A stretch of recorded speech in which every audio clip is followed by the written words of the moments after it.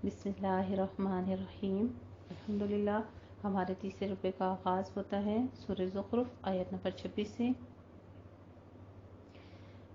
बिस्मिल्लाहिर्रहमानिर्रहीम। वइज़ क़ाल इब्राहीमु लिअबीहि व क़ौमिहि इन्ननी बराअुम मिम्मा तअबुदून। और जब इब्राहीम अलैहिस्सलाम ने अपने बाप और अपनी कौम से कहा, बिलाशुबा मैं इन बुतों से बरी ज़िम्मा हूँ जिनकी तुम इबादत करते हो, सिवाय उस अल्लाह के जिसने मुझे पैदा किया, तो बेशक वही जल्द मेरी रहनुमाई फरमाएगा। और इब्राहीम अलैहिस्सलाम इसी कलमे तौहीद को अपनी औलाद में अपने पीछे एक पाइंदा और ताबिंदा बात बना गए ताकि वो अल्लाह की तरफ रुजू करें। बल्कि मैंने इन्हें और इनके बाप दादों को फ़ायदा पहुँचाया, हत्ता कि उनके पास हक़ को खोलकर बयान करने वाला रसूल आ गया। यानी औलाद इब्राहीम में ये मुवाहिदीन इसलिए पैदा किए गए ताकि उनकी तौहीद के वायस से लोग शिर्क से बाज आते रहें। और अल्लाह सुब्हानहू व तआला ने इस दीन की तरफ हज़रत इब्राहीम अलैहिस्सलाम को अहले मक्का को हुक्म फरमाया कि इसकी तरफ लौट आएं, जो इब्राहीम अलैहिस्सलाम का दीन था, जो कि खालिस तौहीद पर मबनी था, ना कि शिर्क पर। हमें भी अपनी औलादों को इसी तरह सबसे पहले अकीदे तौहीद की तरफ रहनुमाई करनी चाहिए। जैसे ही हमारी औलादें होश संभालें तो बजाय इसके कि वो अपने असातिज़ा को, अपने डॉक्टरों को और माशरे के लोगों को किसी चीज़ का करने वाला समझ लें और समझे कि ये उनके अता करदा है, ये उनकी वजह से ये हुआ, सबसे पहले अपने अंदर भी अकीदे तौहीद को ही कायम रखना चाहिए और अपनी औलादों को भी हमें इस चीज़ की तलकीन करनी चाहिए कि अल्लाह की खातिर सब कुछ पैदा किया गया है, अल्लाह ने ही हमें पैदा किया है और सब मामलात करने वाला वो ही है। तो जब कोई मुश्किल आए, खुशी आए, किसी हालत में भी अल्लाह को नहीं छोड़ना, उसकी इबादत पर कायम रहना है। यहाँ से फिर उन नेमतों का जिक्र हो रहा है जो अल्लाह ने इन्हें अता की थी और नेमतों के बाद अजाब में जल्दी नहीं की, बल्कि इन्हें पूरी मोहलत दी, जिससे वो धोखे में मुब्तला हो गए और ख्वाहिशात के बंदे बन गए। हक से कुरान और रसूल से मुराद हज़रत मोहम्मद सल्लल्लाहु अलैहि वसल्लम हैं, रसूल की सिफ़त खोल कर बयान करने वाला, जिनकी रिसालत वाज़ेह और ज़ाहिर है, इसमें कोई खफा नहीं है, ना कोई मुश्तबे है। तो इब्राहीम अलैहिस्सलाम की बात करते हुए अल्लाह सुब्हानहू व तआला फरमा रहे हैं कि वो अल्लाह की तरफ रुजू करें और उनके बाप दादा को भी फ़ायदा पहुँचाया, हत्ता कि उनके पास हक़ खोल कर आ गया और रसूल भी आ गया। और जब उनके पास हक़ आया तो उन्होंने कहा, ये तो जादू है और बिलाशुबा हम इसके मुनकर हैं। और उन्होंने कहा, ये कुरान उन दोनों शहरों में से किसी बड़े आदमी पर नाजिल क्यों नहीं किया गया? क्या वो आपके रब की रहमत तकसीम करते हैं? हम ही ने दुनियावी ज़िंदगी में उनके दरमियान उनकी रोज़ी तकसीम की है और हम ही ने दर्जात में उन्हें एक दूसरे पर बरतरी दी है ताकि वो एक दूसरे को खिदमतकार बना लें। और आपके रब की रहमत उससे बहुत बड़ी है, बहुत बेहतर है जो वो जमा करते हैं। और अगर ये अंदेशा ना होता कि तमाम लोग एक ही ग्रोह काफिर हो जाएंगे, तो हम उन लोगों के लिए जो रहमान के साथ कुफ्र करते हैं, उनके घरों की छतें चांदी की बना देते और सीढ़ियाँ भी जिन पर वो चढ़ते, और उनके घरों के दरवाजे और तख्त भी चांदी के बना देते जिन पर वो तकिया लगाए बैठे होते, और सोने के भी। और ये सब कुछ तो बस दुनियावी ज़िंदगी का साजो सामान है, और आखिरत आपके रब के नज़दीक मुत्तकीन के लिए है। और जो रहमान के जिक्र से अंधा यानी गाफिल हो जाए, तो हम उसके लिए एक शैतान को मुकर्रर कर देते हैं, फिर वो उसका साथी बन जाता है। अस्तगफिरुल्लाह अज़ीम। वो शैतान अल्लाह की याद से गाफिल रहने वाले का साथी बन जाता है, जो हर वक्त उसके साथ रहता है और नेकियों से रोकता है। यह इंसान खुद उसी शैतान का साथी बन जाता है और उससे जुदा नहीं होता, बल्कि तमाम मामलात में उसी की पैरवी और उसी के तमाम वसवसों में उसकी इताअत करना शुरू हो जाता है। यानी वो शैतान उनके हक के रास्ते के दरमियान हायल हो जाता है और उन्हें रोकने लग पड़ता है और उन्हें बराबर समझाते रहता है कि तुम हक पर हो, हत्ता कि वो वाकई अपने बारे में यही गुमान करने लग जाते हैं कि वो हक पर हैं। या काफिर शैतानों के बारे में समझते हैं कि ये ठीक है और उनकी इताअत करते रहते हैं। इससे मुराद मशरिक व मगरिब है, जो कि जिनका मखसूस तौर पर आ गया आयात में कि शैतान तो बहुत ही बुरा साथी है। ये क़यामत के दिन भी ये काफिर आएगा और काफिरों के साथ और कहेगा, لیکن اس کے اعتراف میں کچھ بھی اس کا فائدہ نہیں ہوگا۔ وَإِنَّهُمْ لَيَصُدُّونَهُمْ عَنِ السَّبِيلِ، اور بلا شبہ وہ شیاطین انہیں سیدھے راستے سے روکتے ہیں، جبکہ وہ خیال کرتے ہیں کہ بے شک وہ ہدایت پر ہے۔ کہ جب وہ گمراہ شخص ہمارے پاس آئے گا تو شیطان سے کہے گا، کاش میرے اور تمہارے درمیان مشرق و مغرب کی دوری ہوتی، تو بڑا برا ساتھی تھا، تو برا ہی ساتھی ہے، اور جب تم ظلم کر چکے ہو تو آج یہ بات تمہیں ہرگز نفع نہ دے گی کہ تم سب عذاب کے قریب ہو جاؤ، اس کی شریک بنو۔ کیا پھر آپ بہروں کو سنا سکتے ہیں یا اندھوں کو راست دکھا سکتے ہیں، اور ان کو جو کھلی گمراہی میں ہوں؟ پھر اگر آپ کو دنیا سے لے جائیں ہم، تو بہرحال ہم ان سے انتقام لینے والے ہیں، یا ہم آپ کو وہ عذاب دکھا دیں جس کا ہم نے ان سے وعدہ کیا ہے۔ یہاں پر یہ آیت پھر دلیل ہے کہ آپ صلی اللہ علیہ وآلہ وسلم کو اللہ نے دنیا سے لے جانے کا تذکرہ اسی کتاب میں کر دیا تھا کہ آپ کو ہم نے لے جانا ہے تو پھر ہم ان سے انتقام لیں گے جس کا ہم نے ان سے وعدہ کیا ہے، تو بلا شبہ ہم ان پر قدرت رکھتے ہیں، لہٰذا آپ اس چیز کا مضبوطی سے تھام لیجئے جو آپ کی طرف وحی کی گئی ہے۔ علی صراط انک علی صراط مستقیم، بے شک آپ ہی سیدھے راستے پر ہیں۔ وَإِنَّهُ لَذِكْرٌ لَكَ وَلِقَوْمِكَ، اور یقیناً یہ قرآن آپ کے لیے اور آپ کی قوم کے لیے ایک نصیحت ہے۔ اور جب تم لوگوں سے پوچھ گچھ ہوگی، اور ہم نے جو اپنے رسول آپ سے پہلے بھیجے تھے ان سے پوچھیے، کیا ہم نے رحمان کے سوا کوئی اور معبود مقرر کیے تھے؟ کیا ان کی عبادت کی جائے؟ اور بلا شبہ ہم نے موسیٰ علیہ السلام کو اپنی نشانیوں کے ساتھ فرعون اور اس کی قوم کے سرداروں کی طرف بھیجا۔ چنانچہ موسیٰ علیہ السلام نے کہا، بے شک میں رب العالمین کا رسول ہوں۔ پھر جب وہ ان کے پاس ہماری نشانیاں لے کر آیا تو وہیں ان کی ہنسی اڑانے لگے، اور ہم نے انہیں جو بھی نشانیاں دکھاتے تھے وہ اس جیسی پہلے نشانی سے زیادہ ہی بڑی ہوتی تھی، اور ہم نے انہیں عذاب میں پکڑا تاکہ وہ کفر سے باز آئیں، اور انہوں نے کہا، اے ساحر، وَقَالُوا يَا أَيُّهَا السَّاحِرُ ادْعُ لَنَا رَبَّكَ بِمَا عَهِدَ إِنَّنَا لَمُهْتَدُونَ۔ تیرے رب نے جو تجھ سے دعا قبول کرنے کا عہد کر رکھا ہے اس کے مطابق تو ہمارے لیے اپنے رب سے دعا کر، اب ہم ضرورت ہدایت پانے والے ہیں۔ پھر جب ہم نے ان سے عذاب دور کر دیا یا ہم دور کر دیتے ہیں تو وہیں کو عہد توڑ دیتے ہیں۔ اور فرعون نے اپنی قوم میں منادہ کرائی اور اس نے کہا، اے میری قوم، کیا میرے لیے مصر کی بادشاہی اور یہ نہریں جو میرے محلات کے نیچے بہتی ہیں، کیا پھر تم دیکھتے نہیں؟ بلکہ میں تو اس موسیٰ علیہ السلام سے کہیں بہتر ہوں جو حقیر ہے اور صاف بول بھی نہیں سکتا۔ پھر اس پر سونے کے کنگن کیوں نہیں اتارے گئے یا اس کے ساتھ فرشتے صفے باندھ آتے؟ تب اس نے اپنی قوم کو ہلکا سمجھا اور اس کی عقل مار دی تو انہوں نے اس کی اطاعت کی، بلا شبہ وہی لوگ فاسق تھے۔ پھر جب انہوں نے ہمیں غصہ دلایا تو ہم نے ان سے انتقام لیا اور ان سب کو غرق کر دیا، تو یوں ہم نے انہیں گئے گزرے کر دیا، یعنی آج ان کا نام و نشان تک نہیں ہے، اور پچھلوں کے لیے عبرت کی مثال بنا دیا۔ اور جب عیسیٰ علیہ السلام ابن مریم کی مثال بیان کی گئی تو آپ کی قوم اس خوشی سے چلا اٹھی اور انہوں نے کہا، کیا ہمارے معبود بہتر ہیں یا وہ عیسیٰ؟ انہوں نے آپ سے یہ مثال محض جھگڑے کے لیے بیان کی، بلکہ یہ لوگ نرے جھگڑالو ہیں۔ شرک کی تردید اور جھوٹے معبودوں کی بے وقتی کی وضاحت کے لیے جب مشرکین مکہ سے کہا جاتا کہ تمہارے ساتھ تمہارے معبود بھی جہنم میں جائیں گے، تو اس سے مراد وہ پتھر کی مورتیاں ہوتی جن کی وہ عبادت کرتے تھے، نہ کہ وہ نیک لوگ جو اپنی زندگیوں میں توحید کی دعوت دیتے تھے، مگر ان کی وفات کے بعد متعددین نے انہیں بھی معبود سمجھنا شروع کر لیا۔ جیسے آج کے دور میں بھی آپ دیکھ لیں کہ اولیاء اللہ جو ہیں وہ اس دنیا سے اللہ کی عبادت اور اطاعت کرتے ہوئے رخصت ہوئے، اور بعد والوں نے ان کے اپنے مزار بنا کے اور ان کی عبادت اور پوجا پاٹ شروع کر دی۔ استغفر اللہ العظیم۔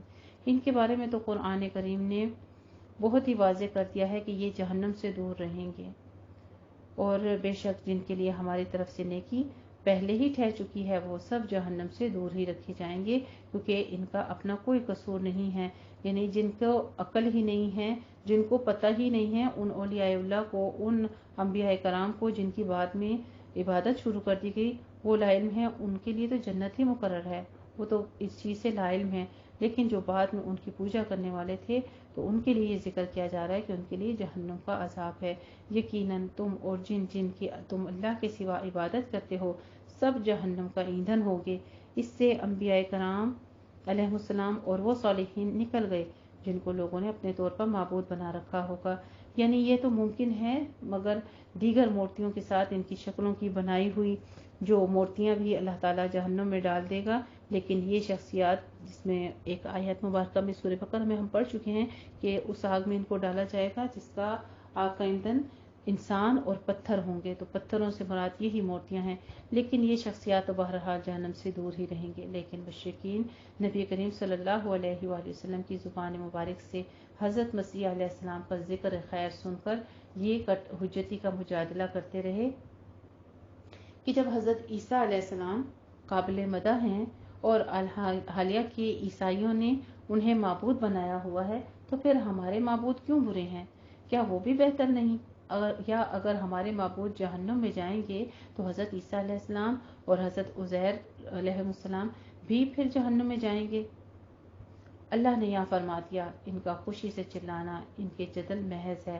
جدل کا مطلب یہی ہوتا ہے کہ جھگڑے والا جانتا ہے کہ اس کے پاس دلیل کوئی نہیں ہے، لیکن محض اپنی بات کے اوپر بحث و تقریر کر رہے ہیں۔ آج بھی کتنے ہی لوگ ایسے ہیں، جب آپ ان کو اللہ کے احکامات کے مطابق حقیقت جو ہے ان پر واضح کریں تو آگے سے بحث و تکرار کرتے ہیں۔ لیکن ہمارے لیے بار قرآن مجید میں جو حکم آ رہا ہے کہ ہمارے ذمہ منوانا نہیں ہے، صرف اور صرف بتانا ہے۔ وہ عیسیٰ تو صرف ایک بندہ ہے جس پر ہم نے انعام کیا، اور اے بنی اسرائیل، اسے بنی اسرائیل کے لیے اپنی قدرت کا ایک نمونہ بنا دیا، اور اگر ہم چاہتے تو تم میں سے فرشتے بنا دیتے جو زمین میں تمہارے جانشین ہوتے، اور بے شک وہ عیسیٰ علیہ السلام قیامت کی ایک نشانی ہے، لہٰذا تم اس قیامت کے آنے میں شک نہ کرو اور تم میری پیروی کرو، یہی سیدھا راستہ ہے، ھذا صراط مستقیم، اور شیطان تمہیں راہ حق سے ہرگز نہ روک دے، بلا شبہ وہ تمہارا کھلا دشمن ہے۔ اور جب عیسیٰ کھلی نشانیاں لے کر آئے تو اس نے کہا، تحقیق میں تمہارے پاس حکمت لایا ہوں، اور تاکہ میں تم پر بعض وہ باتیں واضح کر دوں جن میں تم اختلاف کرتے ہو، لہٰذا تم اللہ سے ڈرو اور میری اطاعت کرو، بلا شبہ اللہ ہی میرا اور تمہارا رب ہے، لہٰذا تم اسی کی عبادت کرو، ھذا صراط مستقیم، یہی سیدھا راستہ ہے۔ پھر انہیں بنی اسرائیل میں سے جماعتوں نے باہم اختلاف کیا، تو جن لوگوں نے ظلم کیا ان کے لیے المناک دن کے عذاب سے ہلاکت ہے۔ هل ينظرون الا الساعة ان تأتيهم بغتة وهم لا يشعرون، وہ قیامت ہی کا تو انتظار کر رہے ہیں کہ وہ ان پر اچانک آ پڑے، جبکہ وہ انہیں خبر تک نہ ہوگی۔ اس دن متقین کے سوا تمام جگری دوست بھی ایک دوسرے کے دشمن بن جائیں گے۔ انہیں کہا جائے گا، یا عبادی لا خوف علیکم اليوم، اے میرے بندو تم پر آج کوئی خوف نہیں اور نہ تم غمگین ہوگے، یعنی جو لوگ ہماری ان آیات پر ایمان لے آئے اور فرما بردار ہو گئے تھے۔ تم جنت میں داخل ہو جاؤ، تم اور تمہاری بیویاں خوشحال ہوگے، اس پر سونے کی رکابیوں اور ساغروں کے دور چل رہے ہوں گے، اور اس جنت میں جس شے کو ان کے دل چاہیں گے ان کی آنکھیں اس سے خوش ہوں گی، متلذذ ہوں گی، وَأَنْتُمْ فِيهَا خَالِدُونَ، وہ موجودگی میں اور تم اس میں ہمیشہ رہو گے، اور یہی وہ جنت ہے جس کی تم وارث بنائے گئے ہو۔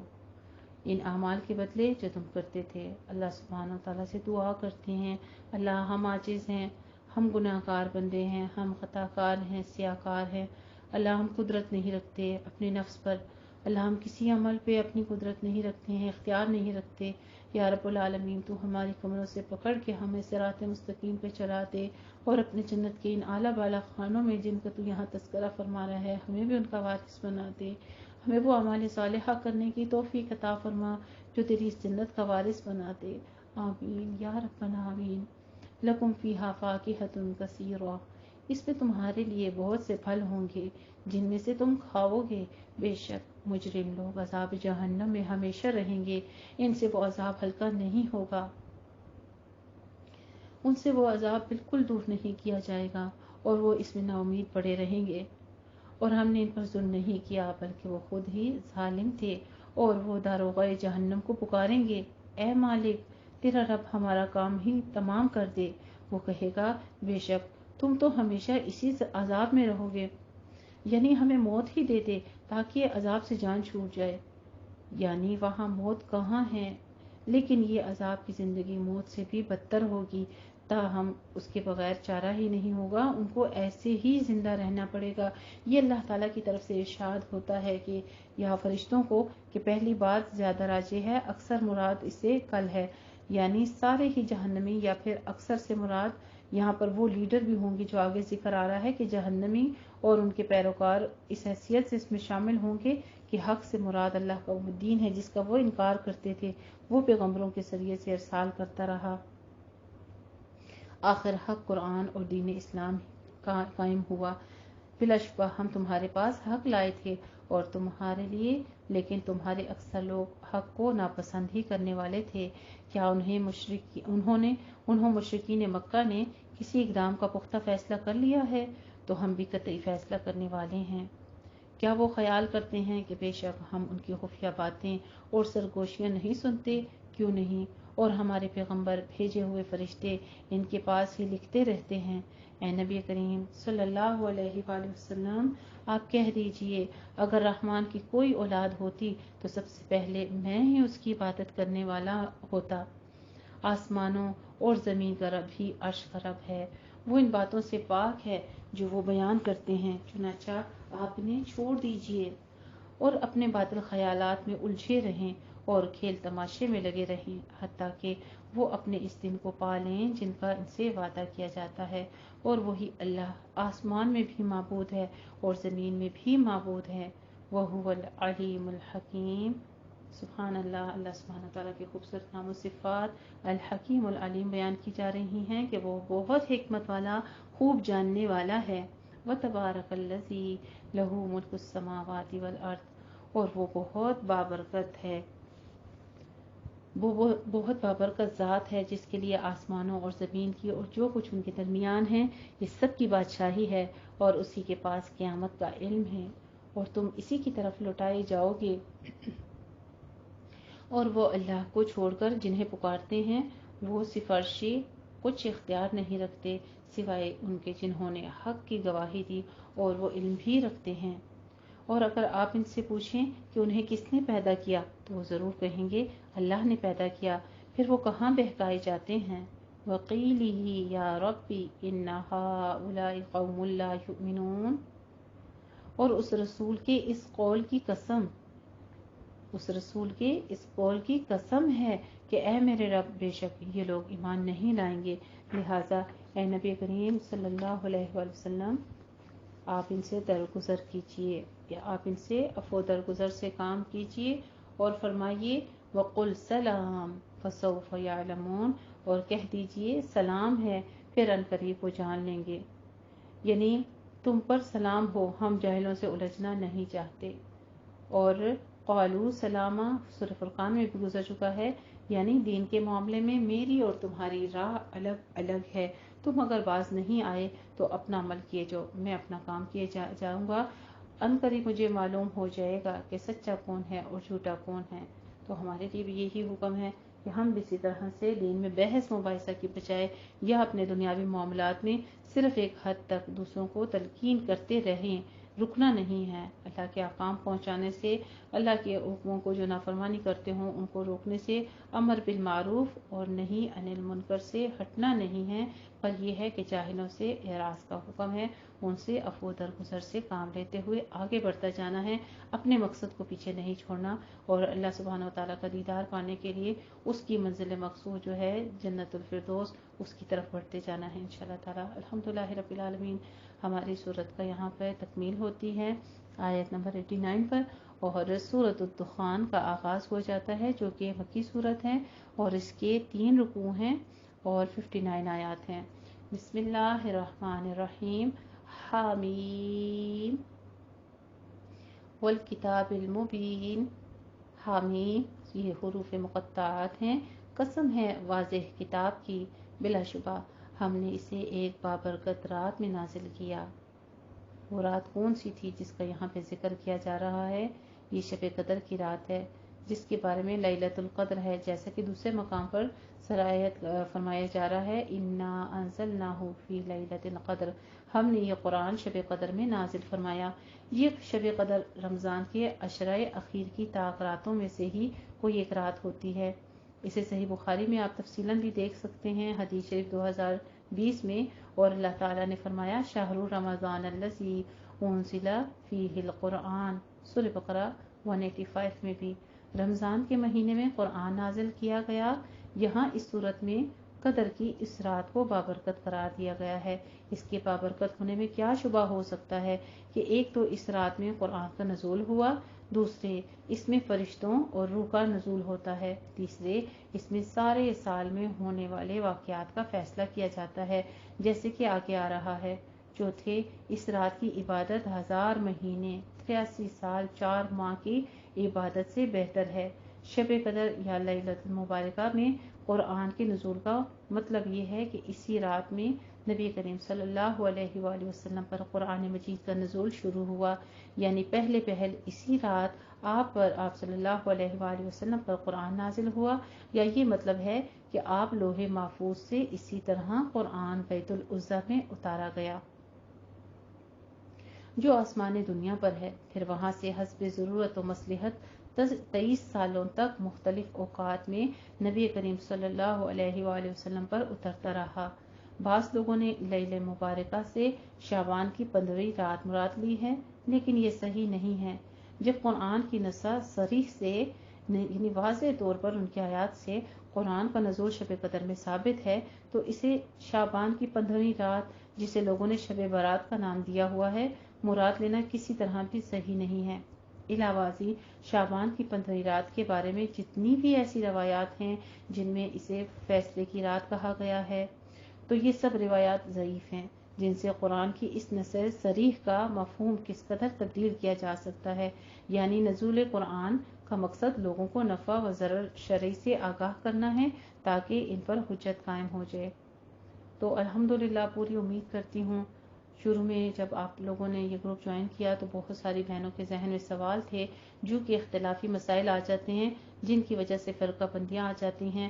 بہت ساری بہنوں نے مجھ سے بھی یہ سوال کیا تاکہ ان کے ذہن میں جو کہ ہمارے معاشرے میں تفرقہ بازی پائی جاتی ہے کہ یہ فلاں فرقے سے ہیں، فلاں فرقے سے ہیں، کوئی اگر دیوبندی ہیں یا اہل سنت ہیں، اہل حدیث ہیں، کوئی کس چیز کو مانتا ہے، کوئی کسی چیز کو نہیں مانتا، کوئی فاتحہ درود کو مانتا ہے، کوئی کس چیز کو نہیں مانتا۔ تو یہ تمام چیزیں جو ہیں میری طرف سے آپ کو خاموشی اس بنا پر تھی کہ آپ اپنی آنکھوں سے قرآن پڑھیں، اور جو قرآن مجید میں واضح طور پر نصیحتیں ہیں آپ ان سے مستفید ہوں، بجائے اس کے کہ آپ اس وقت قرآن کو پڑھنا ہی چھوڑ دیتی ہیں کہ یہ تو ان چیزوں کو مانتی ہی نہیں ہے۔ جب اللہ سبحانہ وتعالیٰ نے فرمایا کہ اللہ کے سوا کسی کی نظر و نیاز جائز نہیں ہے، میرا قرآن یہ بتاتا ہے، تو پھر میں ان باتوں کو آپ کو اسی لیے واضح طور پر بتا چکی تھی کیونکہ یہ شرک میں مبتلا ہو جاتا ہے انسان۔ اگر آج معاشرے میں کسی کو شرک سے ہٹانا چاہو تو وہ یہی کہنا شروع کر دیتا ہے یہ فلاں فرقے سے ہے اور یہ فلاں فرقے سے ہے، یہ اس لیے نہیں مانتی۔ اب جب قرآن اپنی آنکھوں سے پڑھ لیا تو پھر کیا فرقہ باقی رہ گیا؟ پھر کس چیز کا تجسس ہے؟ یہ تو قرآن سے ہٹانے کے لیے شیطان کا ایک فارمولہ ہوتا ہے، جو ابتدائے قرآن میں جب میں نے آپ کو دعوت دی ہے کہ قرآن کی طرف آئیں، میں فی سبیل اللہ آپ کو پڑھانا چاہتی ہوں، میں قرآن کا درس دینا چاہتی ہوں، قرآن کو تجوید کے ساتھ عربی زبان میں سیکھیے، اس کا فہم حاصل کریں، تو صرف اور صرف شیطان نے بہت ساری بہنوں کے دلوں میں، ان کے خاندانوں، ان کی فیملی کے دلوں میں یہ وسوسے ڈالے، جس کی بنا پر گروپ کو چھوڑ بھی دیا انہوں نے اور آگے نہیں چل پائی ہیں۔ آج وہ اس چیز سے، اس علم سے مستفید نہیں ہو سکی کہ اپنی آنکھوں سے قرآن کو کھولتے اور اللہ کے علم کو حاصل کرتے، جو اس کا پہلا حق تھا، حق تلاوہ، وہ ادا کرنے کی ان کو توفیق ملتی۔ اللہ سبحانہ وتعالیٰ کا خاص و خاص شکر ادا کیجئے کہ اللہ رب العزت نے اس کے پورے حقوق کے ساتھ آپ سب کو چنا اور ہم سب کو اس کلام کے لیے مختص کیا، اور اپنے کلام کے یہ واضح جو دلائل تھے ہمارے سامنے پیش کیے، اور اس نور بصارت سے ہماری آنکھوں کو نور پر چشم کر دیا۔ الحمدللہ رب العالمین۔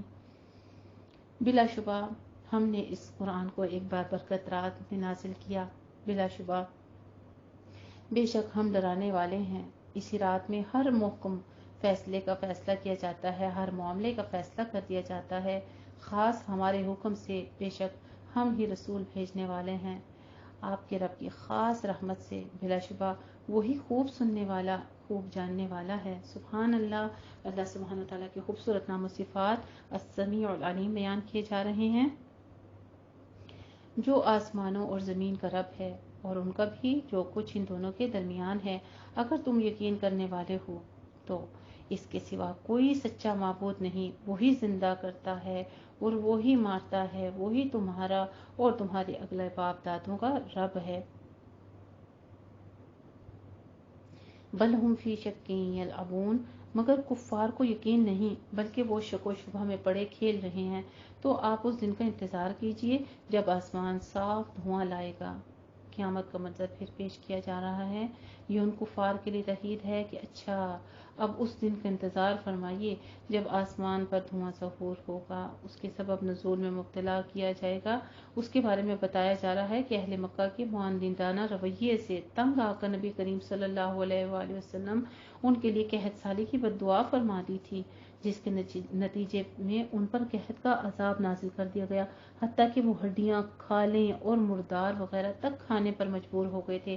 آسمان کی طرف دیکھتے تو بھوک اور کمزوری کی شدت کی وجہ سے انہیں دھواں سا نظر آتا تھا۔ بالآخر تنگ آ کر نبی کریم صلی اللہ علیہ وآلہ وسلم کی خدمت میں حاضر ہوئے اور عذاب ٹلنے پر ایمان لانے کا وعدہ کیا، لیکن یہ کیفیت دور ہوتے ہی ان کفار و عناد پر اسی طرح عود کر آیا۔ چنانچہ پھر جنگ بدر میں ان کی سخت گرفت ہوئی۔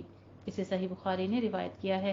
بعض کہتے ہیں کہ قرب قیامت کی 10 بڑی بڑی علامات میں سے ایک علامت یعنی دھواں بھی ہے، جس سے کافر زیادہ متاثر ہوں گے اور مومن بہت کم ہوں گے۔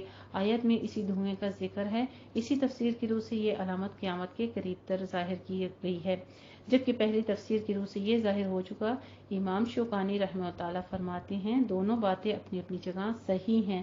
اس کی شان نزول آیت کا اعتبار سے یہ واقع ظہور پذیر ہو چکا ہے جو صحیح سند سے ثابت ہے، تاہم علامات قیامت میں بھی اس کا ذکر احادیث میں آیا ہے، اس لیے وہ بھی اس کے منافی نہیں ہے۔ اس وقت بھی اس کا ظہور ہوگا۔ تو یہ بھی قیامت کی نشانیوں میں سے ایک نشانی تھی۔ یخشی الناس ھذا عذاب علیم، جو لوگوں کو ڈھانپ لے گا، کہا جائے گا یہ ہے دردناک عذاب۔ کافر کہیں گے اے ہمارے رب ہم سے یہ عذاب ہٹا دے، بلا شبہ ہم ایمان لانے والے ہیں۔ ان کے لیے نصیحت کیوں کر ہوگی جبکہ ان کے پاس ایک ظاہر و باہر رسول آ گیا، پھر وہ اس سے پھر گئے، اور بعض نے کہا یہ تو سکھایا پڑھایا ہے، اور بعض نے کہا دیوانہ ہے۔ بے شک ہم تھوڑی دیر کے لیے ہی عذاب دور کرنے والے ہیں، بلا شبہ تم لوٹنے والے ہو۔ جس دن ہم بہت بڑی پکڑ پکڑیں گے، یقیناً ہم انتقام لیں گے، ہم انتقام لینے والے ہیں۔ اور البتہ ان سے پہلے ہم نے قوم فرعون کو آزمایا، اور ان کے پاس ایک معزز رسول آیا تھا، اس نے کہا اے اللہ کے بندو بنی اسرائیل کو میرے حوالے کر دو، بے شک میں تمہارے لیے امانت دار رسول ہوں، اور یہ کہ تم اللہ کے مقابلے میں سرکشی نہ کرو، بلا شبہ میں تمہارے سامنے واضح دلیل پیش کرتا ہوں۔ وَإِنِّي عُذْتُ بِرَبِّي وَرَبِّكُمْ أَن تَرْجُمُونِ، اور بلا شبہ میں نے اپنے اور تمہارے رب کی پناہ لی ہے اس سے کہ تم مجھے سنسار کر دو، اور اگر تم میری بات پر ایمان نہیں لاتے تو مجھ سے الگ ہو جاؤ۔ پھر اس نے اپنے رب کو پکارا، بلا شبہ یہ لوگ تو مجرم ہیں۔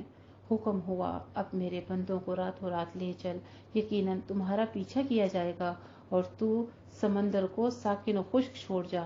بلا شبہ یہ لوگ آل فرعون غرق شدہ لشکر ہیں، وہ کتنے ہی باغات اور چشمے چھوڑ گئے، اور کھیتیاں اور شاندار محل اور سامان عیش جن میں وہ مزے کر رہے تھے۔ کذالک وَأَوْرَثْنَاهَا قَوْمًا آخَرِينَ، اور ہم نے ایک دوسری قوم کو ان سب کا وارث بنا دیا، یعنی قوم فرعون جو تھی، جو خدائی کا دعویٰ کرتا تھا، فرعون اور اس کی قوم کو سب کو غرق کر کے لانے بنی اسرائیلیوں کو، جن کو اس نے غلام بنا رکھا تھا، تو وہ ایمان پر قائم رہے، یہاں سے ہمیں کیا بات دیکھنے کو ملتی ہے کہ ایمان پر قائم رہنے سے دنیاوی مشکلیں وقتی طور پر تو پیش آئیں گی، لیکن اللہ سبحانہ وتعالیٰ دنیا میں بھی راحت و سکون عطا فرماتے ہیں، غلبہ عطا فرماتے ہیں، اور آخرت میں بھی انجام خیر جو ہے وہ ایمان والوں کا ہی ہوگا، متقین کا ہی ہوگا۔ فما بکت علیہم السماء، پھر ان پر آسمان اور زمین نہ روئے اور نہ انہیں مہلت دی گئی۔ مطلب یہ کہ آسمان زمین میں کوئی بھی ان کی ہلاکت پر رونے والا نہیں تھا۔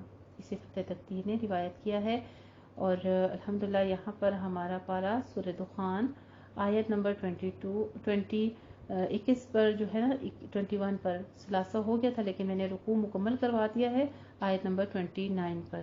جزاک اللہ احسن الجزا۔